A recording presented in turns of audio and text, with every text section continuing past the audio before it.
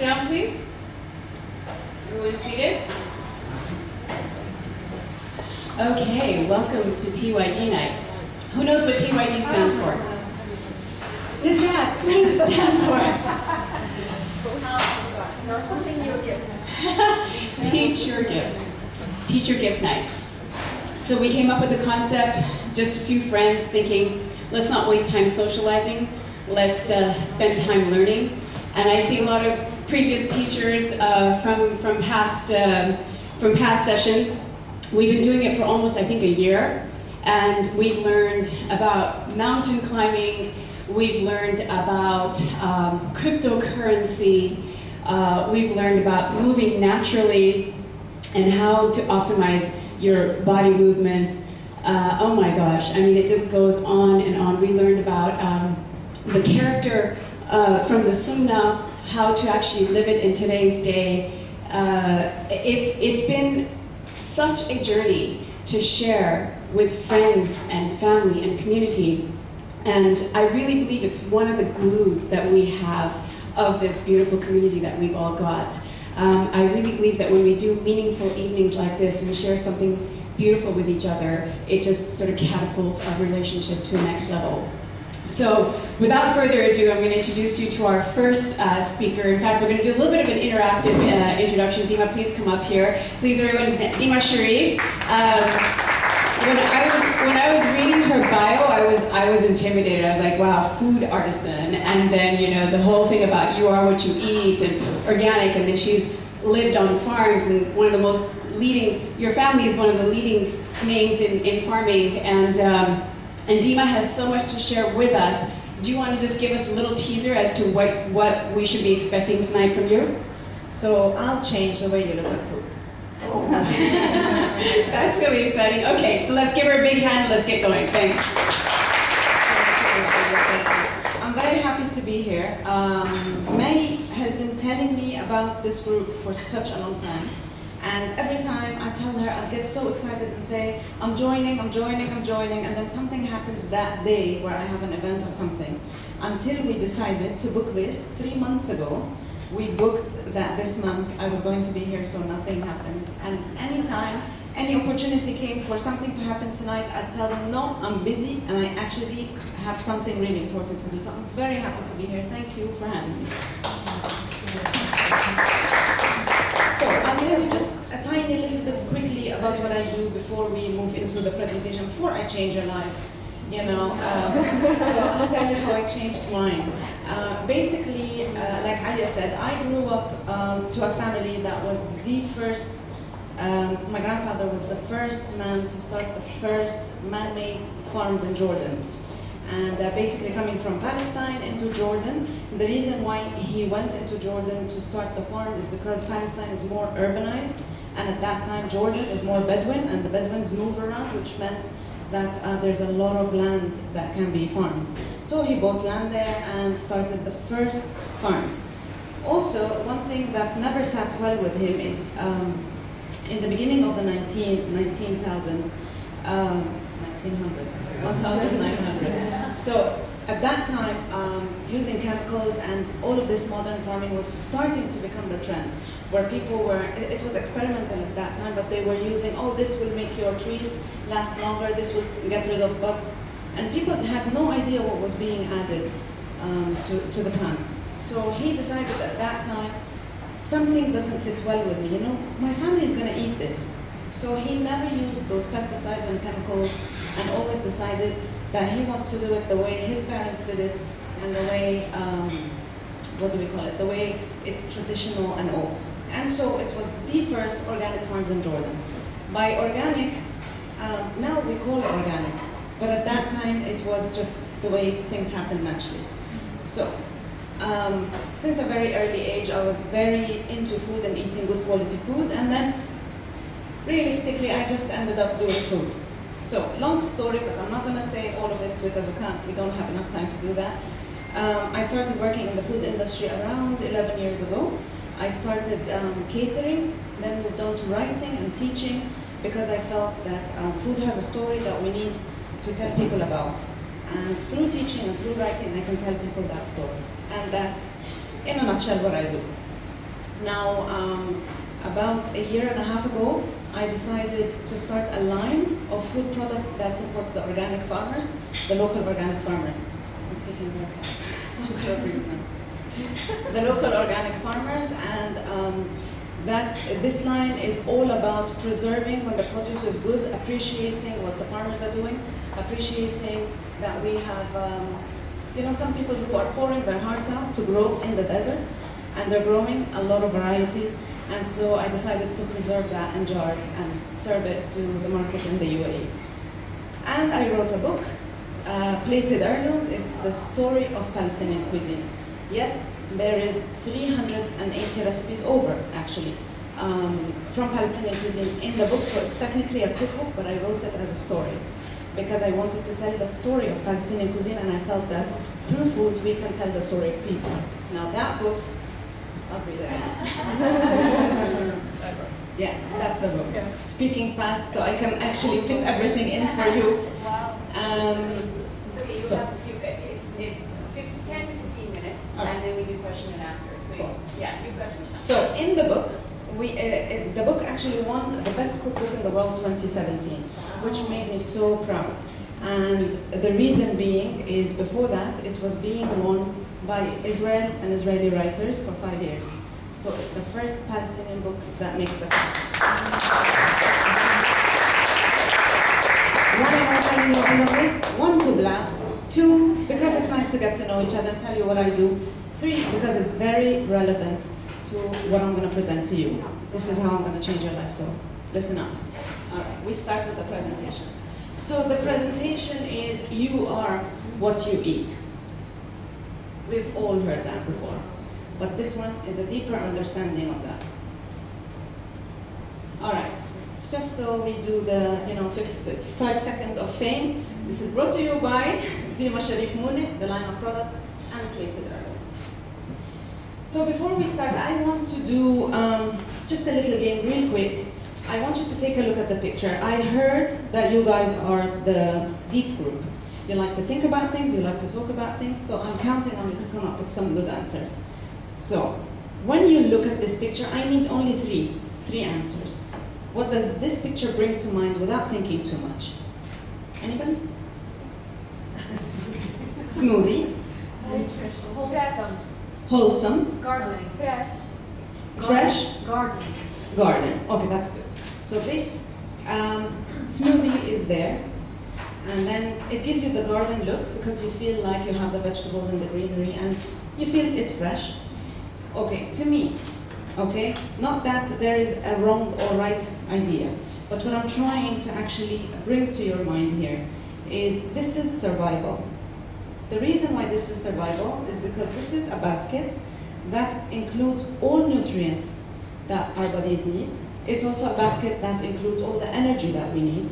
And we all know if we don't have energy, eventually we don't survive. If we don't have the nutrients, also eventually we won't survive. It's fresh, it's good. What comes to my mind is also organic because it looks green and, taken care of. Okay, 3. What does this bring to mind? Satisfaction. Satisfaction, Indulgence. indulgence, My daily breakfast. your daily breakfast. Well done, well done. Keep eating that breakfast. Maybe you're one of the people I'm not going to change. No, Maybe the people already changed. Because I want to change. Okay, so this picture here, what it brings to mind is health. Why am I talking here about health? Because normally, if you're happy, you're normally healthy. If you're miserable, there's something not healthy happening, okay? From the look, I've chosen this picture for a reason. From the light, from the airiness, and from the way the lady looks in it, you feel that it's energetic, it's light. You don't feel like something is holding her down. So, the first one, we talked about survival, and the second one, we're talking about health. Now, health has so many aspects to it. There's your emotional health, there's your body health, your spiritual health, and then there's health all around.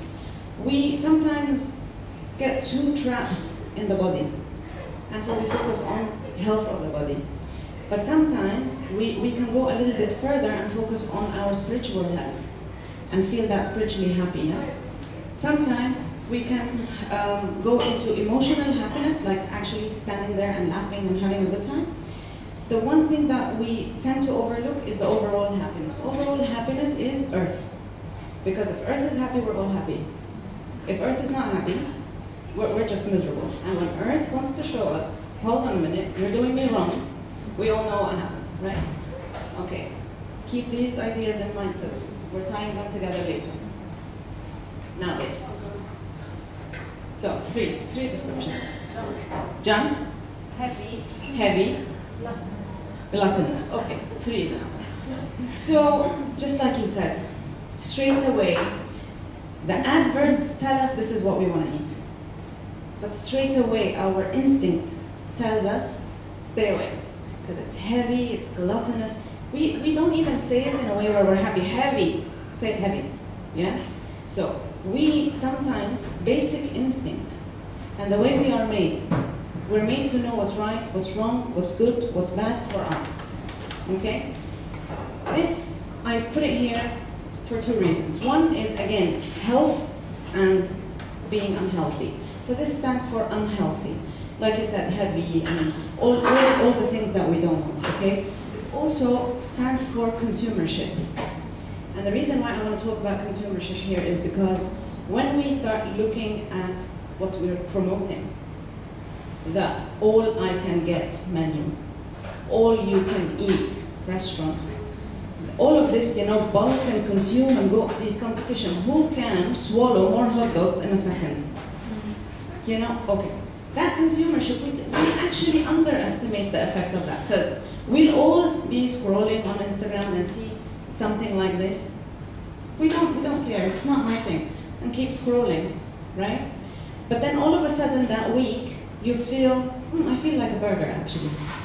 I feel like eating something like that. Now, you might be a little bit more mindful into what you're eating, but your children aren't.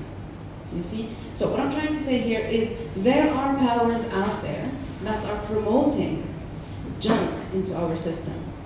And they're really spending big bucks on that. And we sometimes are brainwashed and we're just consuming. If you want to get rid of that effect, we need to really be mindful. What are we eating? Why are we choosing that? And how do we make the right choices? Final one. And then we'll go on. So 3, please. Comfort food. Comfort food.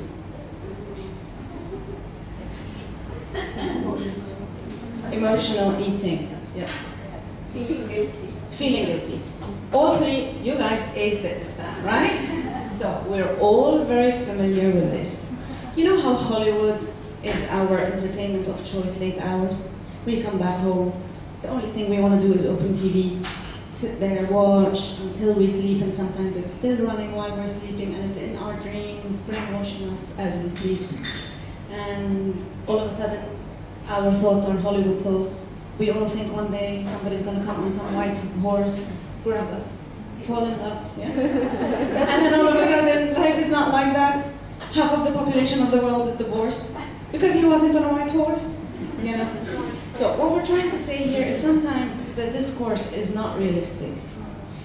And Hollywood, when the actress is feeling bad and she's been dumped and her friends were nasty to her, she'll grab the tub of ice cream and sit there and eat spoonful after another and look so slim and healthy and fabulous. We can do that too, can't we? The next thing we know, we're not slim, we're not fabulous, we're not happy, we're miserable, and actually that sugar rush and fall is a vicious cycle that will have to, you'll have to work hard to get out of. Okay, so again, mindfulness as to what we are eating and the images that we are being bombarded. You're gonna know why this is important in a second.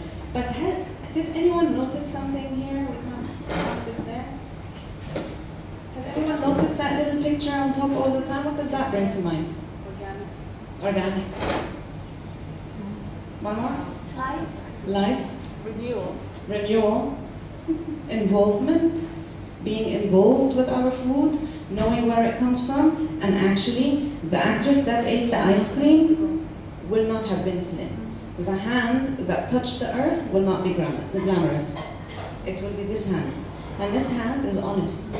It's not lying to me. This hand was with chickens, grabbing eggs, telling my children, your egg comes from a chicken, which comes from this farm, or this land, or that neighborhood, not from the supermarket. Okay, so let us begin right from the start. Yay! Do you have time? I have time. Okay, we'll go through it quickly.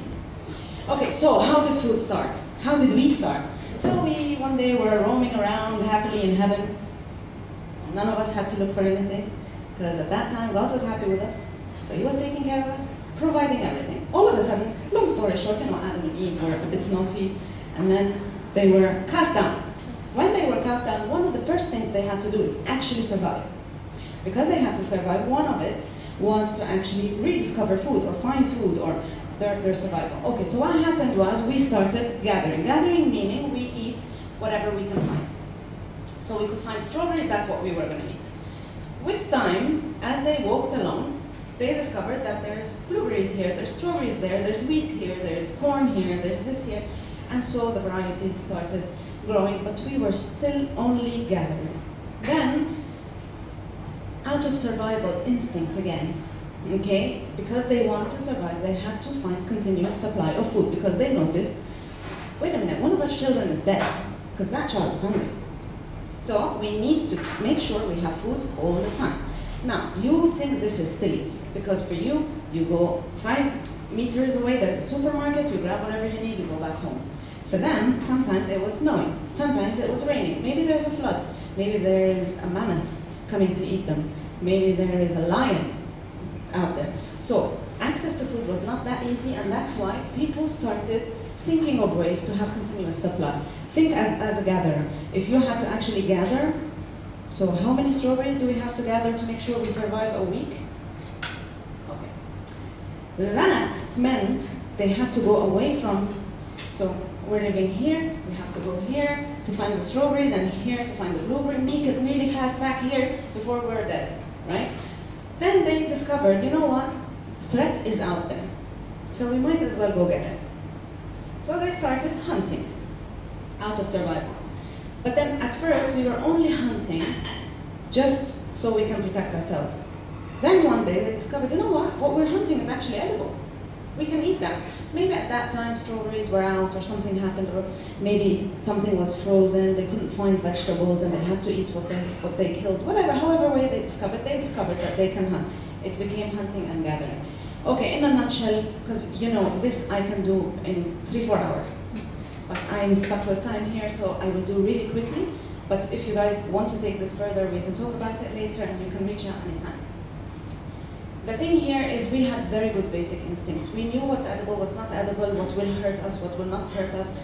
Also at that time, we had seasonal eating, which means that we ate what was in season because we did not have access to refrigeration and importing and exporting and all of this. And that made us healthy because eating seasonal is healthy. Our bodies are made to digest things better at the different seasons. And also it made us, because we had an active lifestyle where Eve was gathering and Adam was hunting, and maybe Eve one day wanted to hunt. We don't know all about the feminist movement at that time, but maybe she was hunting as well, we don't know. And so they had healthy, lean bodies because they were active, also because they did not have access to abundance. They could not eat until you drop, open the zipper, sit like this in front of the TV in a food coma. Okay, so they were healthier and they respected the food. You know, when we work hard to hunt the mammoth, we'll respect that food, yeah? So no food waste, for sure. And also, they were grateful people. The hunters, of course, were the sportsmen of today because they had access to so many varieties. And anybody who wanted more food had to be friends with the hunters. All right. Then stage 2, the birth of technology, greed and politics. What happened here? Basically, a lightning happened. And when lightning happened, a fire happened, there was trauma, people running all around. It's the wrath of God, maybe something went wrong, this earth doesn't want us, we're in a hostile planet maybe, you never know what they were thinking. After the trauma, they found potatoes. And those potatoes were charred, but they were good. Much better than the potatoes when they're raw. That's when we start discovering that, so if we actually cook it we can create a different experience. And some things are better cooked, some things are better not cooked.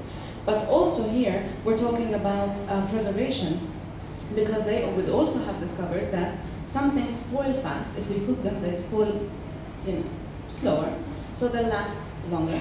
They would have also discovered that maybe during the ice, when we have snow and stuff, the meat will have lasted longer. But here's where the shift happened. The shift happened when they decided that, all right, we cannot keep this up to the circumstances and wait for lightning. Now we need to find a way to recreate lightning fire. And so that's the birth of technology. The reason being is they actually had to do an action to create the fire. It's not just about discovering something in nature and then having nature do it for us. We had to recreate. So that's actually the first of our creativity. And then with fire will have come, will have come how do we preserve, what varieties. So we can, maybe at that time still early, but they could have actually had access to blueberries fresh, blueberries jam, blueberries sauce, blueberries. Time is up. Okay, how much time do you need to? Okay, I'll just go through a couple more really quickly. Yeah, you can take it. All right. So the most important part here is this segment is the more we got, the greedier we became. Greed was born then because we wanted more and more and more. Also, when we had variety and when we had different access to different foods, politics starts because somebody will have access and control what we get access to. So that's how we started changing our thinking. Okay, over here, stage 3 is the formation of society, the separation of different locales, the silent memory banks stored in food.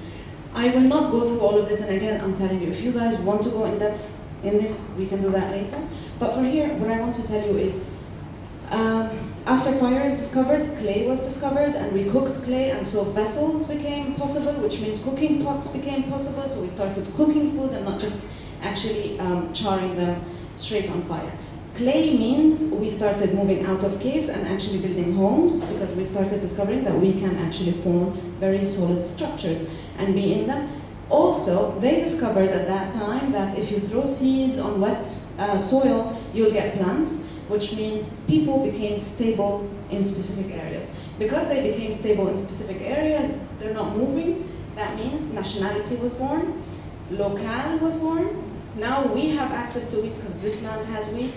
They have access to blueberries because that land produces blueberries. We need to have good relationships. So they have access to what we have access to what they have. And you can imagine all of this. All right. Why do I say the silent memory banks of food? Because food stores memory. How do we know that? How do we know how Stone Age lived? It was not until we discovered what they ate and how they cooked that we understood their lifestyle. In Turkey, they found what they now believe could be the oldest human civilization ever. And all they know is that from the carbon, that is very, very old. They don't know much about them. Today, the research is all about what they ate, because that's the only way to know how they lived. So food, again, stores, it has a memory and it stores. It's up to us to find or not. Okay? Fast forward to date, very, very, very quickly. What is our situation today? Our situation is GMOs, genetically modified food. We have an abundance in chemical cocktails that we are eating every day, from pesticides to cancerous materials, poisonous stuff. There are people who are actually, they want to kill us because once we are a step away from death, they come up with the drugs for it and we have to buy them. And so, food politics again, okay? Also, what we have is famine everywhere because we have a lot of food to waste. Because in billions is being wasted and in billions are dying of hunger. Then we also have cancer is the trend. Superbugs are the treat of the century. Superbugs are the bugs that are actually resilient to antibiotics because we're using antibiotics everywhere. The cows are so sick, they need a constant drip of antibiotics in those forms. The chickens, the 3-meter room, okay? And it will be chicken from the floor to the top. one on top of the other. You can imagine the conditions they are in. So what do? Sprinklers, like the ones we have for fire, but they sprinkle antibiotics. So the question is, what happened? What happened from that time when we were hunting, gathering, happily exploring, Adam and Eve, still out of heaven, but still human? What happened? That question is deeply and highly philosophical. All food questions are highly, highly philosophical questions. I really urge you to think about these questions. I actually will send Alia and May this sheet of questions. So in your free time, you can sit and ponder. And then I myself have asked myself that question, of course, and other people have, and I'm sure you all have at some point. Maybe my questions were different than yours, maybe yours are different than mine, which is very good. This is where we start the conversation. It's an important conversation. It's actually about our life. It's about our survival as a group, as people, as our children, as the future, as Earth, as all of it. And even, if you want to take it spiritually, even spiritually, we cannot ruin this Earth. This is one of the things that is mentioned in all scripts. Do not ruin the Earth, because when you ruin the Earth, you're actually being al-mufsidun, isn't it? And we don't want to be that, right? Okay, so my answer to this question was, everything is a choice. And today, it's a matter of choice. Who do I want to support? Another way to ask this question. What do I want to see tomorrow?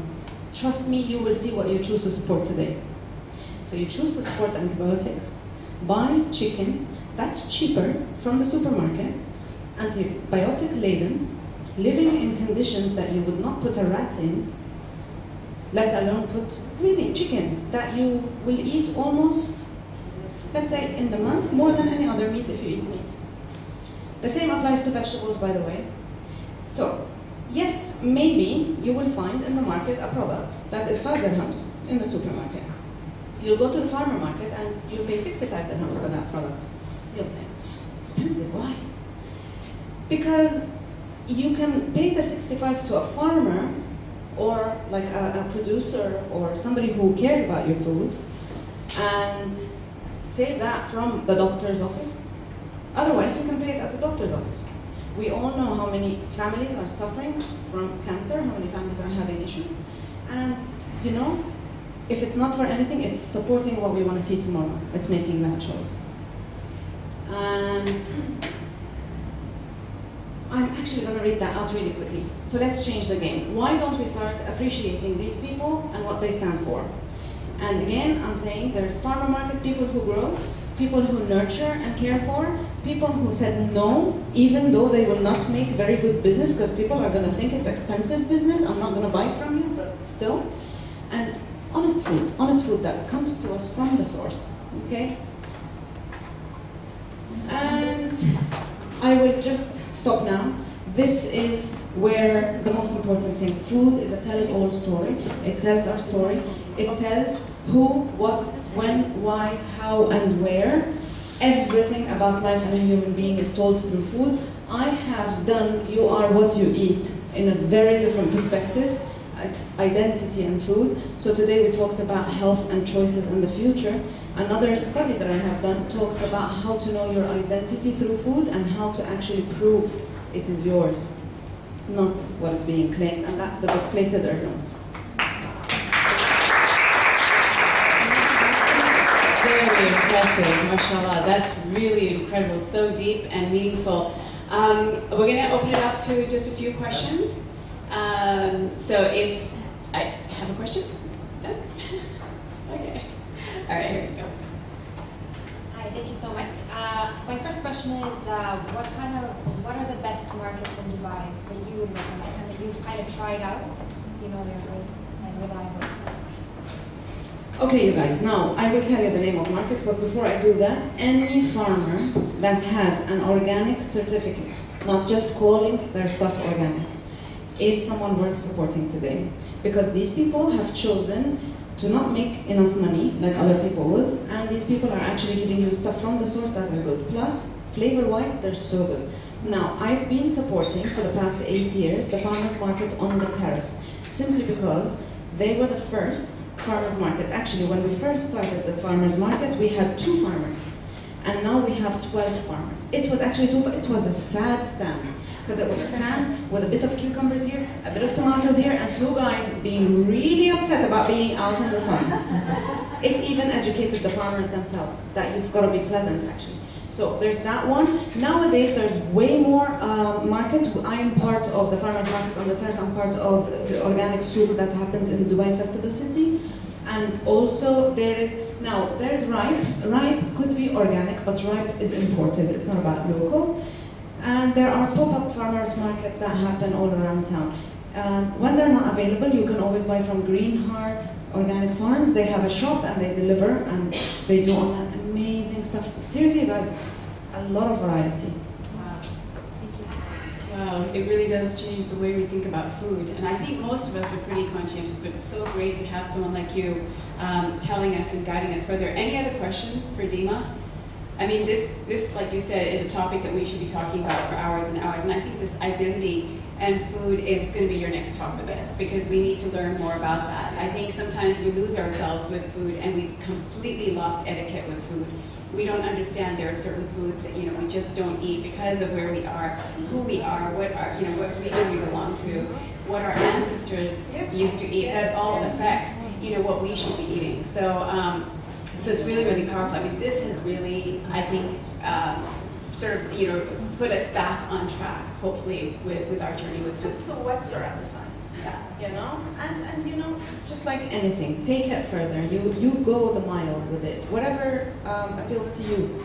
But I just wanted today to actually just ring that bell and say, let's be more mindful, because this actually is deeper than you think. Can I just ask you one question about sugar and caffeine? Yes. That's the only question I have. What about sugar and caffeine? So sugar is a natural ingredient, okay, just like salt is. However, what we get in the market is the processed sugar, which means it's been treated, bleached, and all sorts of stuff and chemicals have gone into it. If you have access to cane and you have access to real, pure, untreated sugar, molasses and stuff like that, then go for it. But also, nowadays, happily, the market is saturated with so many other options, not just cane. We have date sugar, palm sugar, we have all kinds of sugar, but just whatever you do, don't go for processed stuff, go for the natural things. That's number one. Number two, our body is not meant to take a lot of sugar in, because sugar is, okay, let me explain it this way. A car will need gas to run, right? But you cannot oversaturate the car with gas, okay? It has to have that specific amount of gas, okay? Now, sugar is kind of like gas because it's energy forms, okay? But then, sugar is not sustainable energy, simply because of the glycemic index, which we will not go into details, but I'll explain it this way. So it's a cycle. You eat sugar, you get a rush in your blood sugar, and then you'll get a crash, and then that crash will cause your body to crave sugar, so your brain starts saying, I need sugar. And then you take sugar, so it's an up and down movement until you take control of it. Some people get lost in that cycle and never get out of it. And some people, of course, the weight issues and everything, but also it's an energy issue, because in the crashes, it's not just the energy. You will suffer in the crash of depression. You will suffer of feeling bad. A lot of people, why do they reach out to sugar when they're depressed and emotional eating and what we said? Because it feeds the cycle. It makes us feel a high and a very big low, and so we need the high again, and it's really an addiction. Now, caffeine is also some sort of an addiction. It's totally different though, because it works on a nervous system, not on the blood sugar. So, nervous system, you need that up, and then then you're down, and then you need an up again. Now, you would say, oh, but I don't drink a lot of coffee. How many Cokes do you drink? 7-Ups, juices. How many tomatoes do you eat? It's all full of caffeine, right?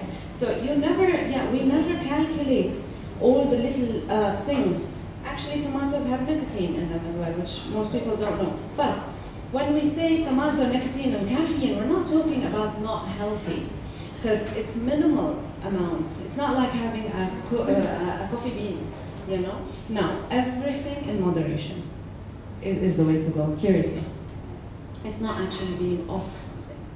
Yeah. And it really does make a difference. Najat, you have a question? The intolerance. Yeah. That is a very, very, very, very, very relevant question to today. So, everybody's asking, how come I could eat bread all along and all of a sudden I'm intolerant? How many people have developed intolerances just recently? Yeah, I'm one of them. And I used to think it was hocus pocus, and my friends would come and say, I have to be off gluten. Oh, come on, you're not one of those people who's going to fall to that. Come on, you guys. Until I myself started noticing that every time I have bread, all sorts of things, ulcers in the mouth, all sorts of things happen to me, stomach upsets, and sometimes it reaches a point where it's actually like poison. So I have the same symptoms like being poisoned. Now, what happened? Let me tell you what happened.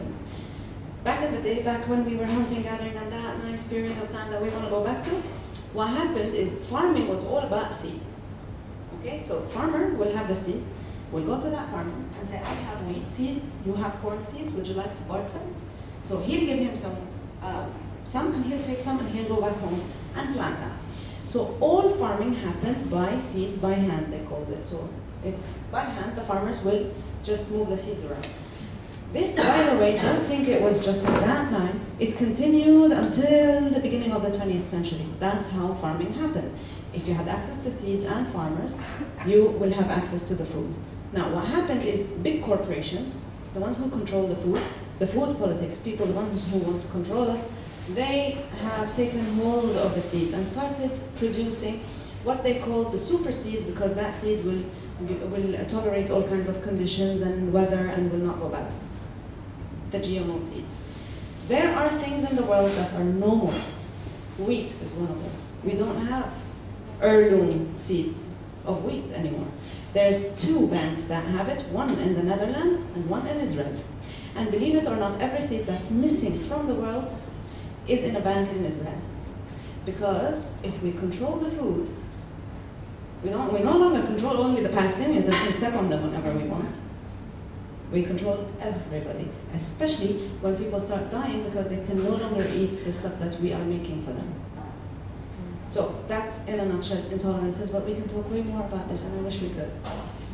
Wow, that's an eye-opener. Nishat, did you have a question? Yeah, I was just asking about how about honey as an alternative to sugar? Honey is a completely different type of sugar. That's why we all say honey is healthier. Number one, again, just like sugar, go for unpasteurized, raw, untreated Yemeni Sadr honey preferably, but any honey that is natural will happen. Honey, the reason why it's better is God created honey a little bit different from sugar. God gave it a lower glycemic index. Glycemic index is how fast it takes your body to go through the sugar high and the sugar low. That determines your energy. Higher glycemic index, okay, means you do that cycle really fast. So you eat the sugar, very fast up, very fast down. The crash happens and you need it again, and you're just that's what we experience and call a sugar rush. We give it to children, they start running, and then they cry on the floor until they get the next candy, and then you slap them like, stop this, what is this? And then you have that problem. Okay, that's the sugar rush. Low glycemic index is different. So you take the date, and then it lasts for 6-7 hours until the low happens and you actually need to eat more.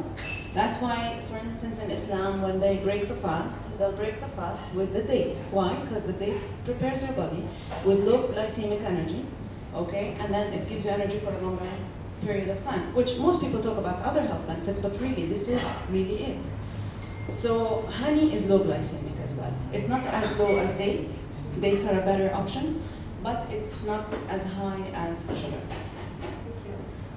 Amazing talk. Everyone, Dima Sharif, incredible speaker, and you are a storyteller. You really do it in story format. It's so engaging. How can we get your book? The book is here, okay, for whoever of you wants to buy a signed copy. Also, you can buy it online on my website, dimasharif.com. Next to the book, at the table to the left from there, you'll find my card. On the card, you'll find all social networks, which means that you can follow and keep up with all our activities and talks and all kinds of interesting things that we do. And also, you'll find the website, dimasharif.com/products. You can order online, we deliver, ship, or like a gift to a friend if you want them to change their lives. Let's do that. Let's support Dima Sharif. Thank you so much. Thank you. Thank you so much. Before we invite our next very funny speaker, I need to give a shout out to May Asaf, who's the co-producer of tonight. And she really is amazing, and we miss her. So May, if you're watching this on live stream, I miss you. It's never the same without May, and it's always nice to see a good crowd. It's always nice to see everyone show up, and we love to get your feedback. So the way TYG Night happens is obviously. Alhamdulillah, we're surrounded and blessed by the most talented friends, so we haven't had a shortage of speakers. But if you or someone you know has something to teach us, and it can be really anything. I mean, we've had, homeschooling moms, we've had, really great wives, we've had, amazing teachers. We had someone who did PowerPoint presentations, and I was really kind of worried about that talk because I was like, I don't know how engaging that, but it was one of the most interesting talks that we had. It was just really powerful. So we had someone on eco-friendly living. So, please, if you think of anyone, do let us know. We're always interested in unique speakers. Now for my very funny speaker friend next. Mina, will you come up here and teach us how to be funny, please? Give a hand to our friend Mina. She really needs no introduction. We all know her because she's actually a very well-known name in the comedy circles, and she's probably a leading name. And pretty soon she's going to be known in all corners of the globe. Inshallah, we know this. Mina, what are you going to do for us today? We'll see what happens. We'll see how it goes. For Alia. She's here. It was really quiet. I was joking. I actually made cue cards. I don't ever really do that, but that means I took this seriously. I took this very seriously.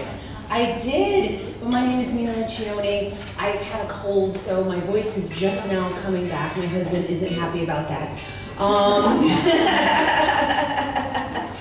But I'm happy to be here. I'm happy to be out of the house because I just gave birth to twins. Yes, 2 boys, mashallah. I'm exhausted. Everything is exhausted. Any other moms here? Moms? Yeah, they're like, of course. You're friends with me, of course. We are mothers. That's our rollout. But it's like, I realized it was like, everyone is so nice to you when you're pregnant. They're so nice to you, they just want you to relax and not lift anything. And then after you give birth, that's all you do is lift up stuff. I'm lifting up the kids, I'm lifting up the laundry, I'm lifting up the garbage, I'm lifting up my boobs. In a matter of a month, I went from a 36C to a 36 long. It's just, you can laugh at that, it's a joke, it's a joke. Are you a mom? Not yet? That's why you didn't laugh. Give it a year. Give it a year. So they asked me to come and talk about comedy. They asked me to come and talk about comedy. So yes, I am a comedian, I'm a performing artist, and I'm also a performing arts educator. So basically, I make art and make people laugh, and I help other people make art and make people laugh. And inshallah, they will help other people make people laugh and make art. It's kind of a ripple effect. That's what I love about laughter, is it's contagious. Like my cold. I'm just kidding, I was taking antibiotics. So it's okay, it's okay. But how do you make people funny? How do you teach someone to be funny? You don't. You don't. It's not possible for me to make somebody funny. But what I can do as a comedy coach, and what I can do is help people see the humor in their lives. And also teach them techniques to take those life experiences and those really interesting observations and turn them into really great comedy material. And the more honest you are about those embarrassing situations, the funnier your jokes are going to be. Let's just be honest. That's kind of how it works, right? No, comedy is like this huge genre. You got stand-up comedy, you got improv comedy, you got sketch comedy, you have films, you have sitcoms, you have physical comedy, you have musical comedy, and then of course you have American politics. We won't go there, but that's a joke. That's sure a joke. But I've narrowed it down to 3 things. And these are 3 nuggets that are so important to anything comedy related that I'm going to share with you, and hopefully you'll take it away and maybe use it. The first is the more technical part, and it's jokes. What is the structure of a joke? There's one thing that they all have in common. There's a setup and there's a punchline. If you ever want to write a joke, you need these two elements. Now the setup is the information that the audience needs to understand the punchline. The punchline is usually, in stand-up, it's usually an actual line with words, but it can also be a facial expression. Russell Peters is very good at that, if you guys are familiar with him. He does a lot of accents, does a lot of reactions. Sometimes it's, in physical comedy, the setup is the man walking down the street trying to look really nice. The punchline is him slipping on the banana peel, right? It's a punchline, it's where people laugh. That's where people laugh. Now the setup is taking you in one direction, not like the band, it takes you in one direction, and then the punchline flips it, and it shows you something surprising. The bigger the surprise, the bigger the laugh. So I'll give you an example. Let's do like a really old joke that you might, something my grandfather would say. So a posh woman walks into a bar, and she walks up to the bartender and says, "Excuse me, there's a cockroach in the loo." And the bartender says, "Well, then you better wait your freaking turn, eh?" Set up. We need to know that she's posh because that gives her an atmosphere, right?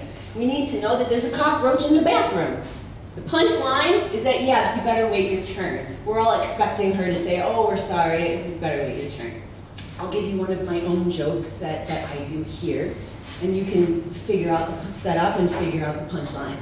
Setup, I'm married to an Arab. And when I first told my friends that I was engaged to an Emirati, they started freaking me out and warning me about something called the Arabic mother-in-law. But I gotta say, so far so good. We have an excellent relationship. She doesn't speak English. Yeah? The setup, what's the information you needed? Tell me, what's the information you needed? That I was engaged, that he's Arab, right? And what was the punchline? She doesn't speak English. There you go. And that one's directly from my life. So setup and punchline. No matter what kind of comedy you do, whether it's physical comedy, written, anything, these are two elements you must have. So the next time you listen to a joke or you listen to a comedian, be like, "Oh, that was a good setup. That was a good punchline. Oh, I didn't see that punchline coming." Number two, we're going to talk about improvisation. Now, improv comedy is its own unique form. Whose Line Is It Anyways is a very popular TV show. Most people, when they think of improv comedy, they think of that. But when you think of the word improvisation, what do you think of? Made up, making it up on the spot, like I'm doing right now. Excellent. What else? What do you think of when you think improvisation? She's overwhelmed. Unexpected. To improvise, making it up on the spot. You said piano playing. Somebody said piano playing. Yes, in jazz they do a lot of improvisation. It's what you feel. But to improvise means, yes, you have to react in the moment. Don't think, react. What we'll do is we'll ask the audience for suggestions, then we'll create scenes based on those suggestions. Sometimes it might be a location, sometimes it might be an occupation. And what people very quickly realize when they come and start working on improv is that it's actually, there you go, improvise. She improvised. She was like, it didn't even happen. But improvisation, it's a life skill. It's totally a life skill. It's not if something's gonna go wrong, it's gonna go wrong. If you're doing a PowerPoint presentation, we've all been there where it freezes and you're like, "Oh my God, I swear I had slides, or I have to go wonder what am I going to do?" You're gonna be in traffic, you're gonna miss your exit. It's gonna happen, you live in Dubai. You're gonna end up in Sharjah one day and be like,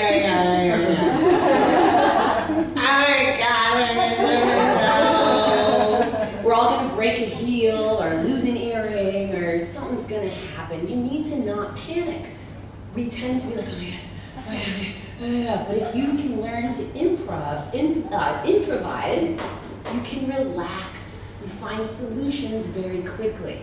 So we love to, as comedians, we love to do improv, especially if we're a stand-up comedian. You've seen in shows that we ask questions with the audience and we have a very quick response. We train our brains to be able to do that. I have to be honest with you. As much as I would like to say that, yeah, we're just born that way, not so much. We have to train it. And how do we do that? We do lots of exercises and games. And I think the best way to teach something is to do something. So can I have a volunteer? I'll pull somebody up if you don't want to come up. You, sir, come on up.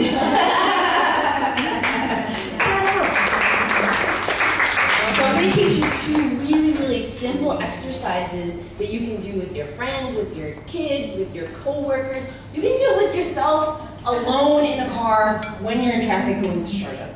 I always say Sharjah, but it could be anywhere, really. So the name of this game is called, it's actually an exercise. What's your name? Moen. What? Moen. Moen. Ah, so you've been mowing the lawn, just kind of chilling and stuff. And where are you from?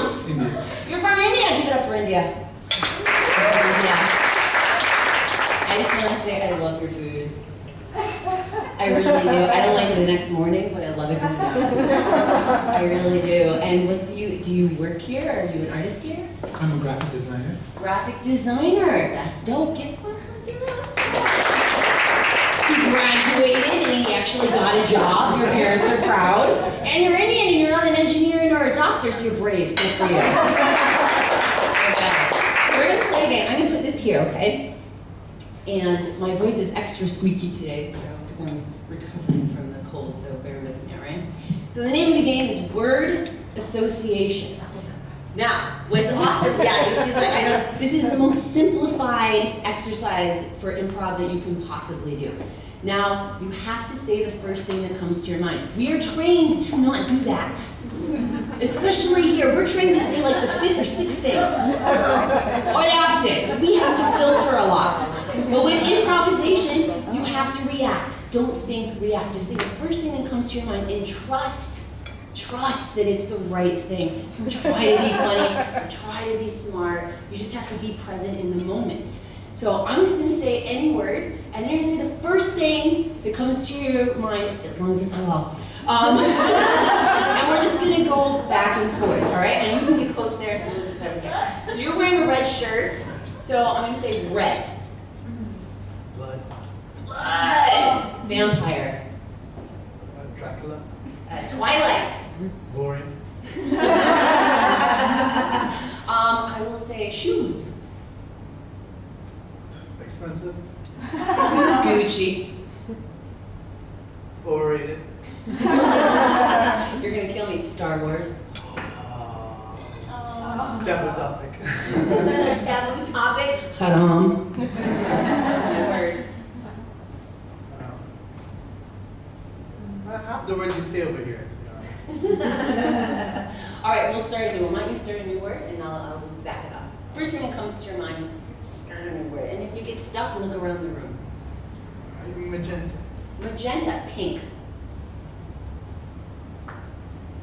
Phones. iPhones. WhatsApp. What's up? Social media in general. Facebook. Believe we're not supposed to be funny? Good. Yeah, this is the thing. Give them a round of applause. Yeah, that's it. No, you don't have to be, you're not trying to be funny at all. You're literally just retraining your brain to be in the moment and say the first thing that comes to your mind. And this is just an exercise. So a lot of times, like if you're nervous and you're giving a presentation, your brain is all over the place, get with your partner and say, hey, let's just do word association, because it focuses, it makes you be in the moment and just listen to what the other person is saying and let all this other fear and all this other stuff kind of go away. I'm not going to let you leave yet. So he's going to play another, if you ever done any improv? No. Exactly, he's never done this before. There's no judgment in this room, I promise you. They're all moms, they got kids. They change poop all the time and, it's okay. There's no judgment here. So the next thing about improv is saying yes and. Now these are the two most important things in improv. There's more important things, but this is the root of it. Saying the first thing that comes to your mind and trusting yourself, not editing yourself and not judging yourself. This is, believe it or not, a lot of people have a really hard time with this when they come to improv class, especially women. They have a really hard time just saying it. And the second thing is yes and. So not just saying yes, but and means I'm gonna build on it. So there's a game that we like to play called What Are You Doing? And this one's a little more physical. You got this, I believe. You're an artist, you're a graphic designer. If you can go to school for graphic design without your parents killing you, you got this. This is nothing. This is nothing, right? So it's a game that we called, it's called What Are You Doing? And he's gonna do an action. I'm gonna ask him what he's doing. And the only wrong answer is for you to say what you're actually doing. And now whatever he says, I then have to start doing. I can't say no. I have to take it as a gift. I say, I accept. I accept your gift and I build from it. I know it doesn't make sense yet, I'm gonna explain it. So say that you start, we pretend mine. This is all mine, this is all mine. You're gonna eat an apple. Pretend that you're eating an apple, go ahead. Looks like he's eating an apple, right? Keep going, just go. I'm gonna go up to him and I'm gonna say, what are you doing? Say something other than eating an apple. Anything, but keep eating the apple, why do you think? It's just also related. Yeah, no, something completely different. Anything other than eating an apple. It could be tying my shoe, brushing my hair. Reciting poetry. Reciting poetry, to be or not to be. That is the question. Whatever he says, I then start to do. I'm gonna put this down because we're gonna play. Yeah? Then you're gonna ask me what I'm doing. The only wrong answer is to say reciting poetry. I might say something else, and then you're gonna start doing it. But you accept it with a yes. Even if it's like, oh my God, she just said to do backflips. I can't do backflips. How am I gonna do backflips? Just trust yourself. They know you can't do it. Maybe you can. Who knows? Just like, wow. You kind of figure it out together. But while you're thinking, this is really important. While you're thinking, keep eating the apple because all of them are gonna be like, he is so committed to eating that apple. They're not going to know that you're messing up or that you're overthinking or they're on your side, okay? So just take your time and we're just going to go back and forth only a few rounds. You got this. All right, homie? All right, so you're going to start. I'm going to come up. The only wrong answer is to say what you're doing, okay? So you go ahead and just start. What are you doing? Mowing the lawn. Mowing the lawn. Nah, you're mowing. So what are you doing? I'm milking the cow. Is that what's supposed to do that? Yeah, it's great for you. Yo, that's organic, yo. Rudy, you too, little guy. What are you doing? Driving a car? Oh, okay. I'm driving in Saudi. So what are you doing? I'm doing splits. You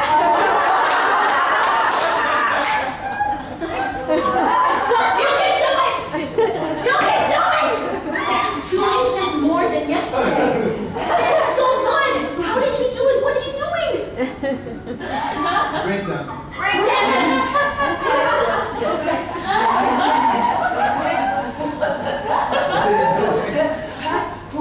I'm changing my son's diapers and trying not to get peed on.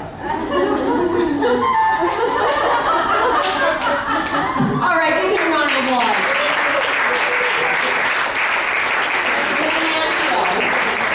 That is great.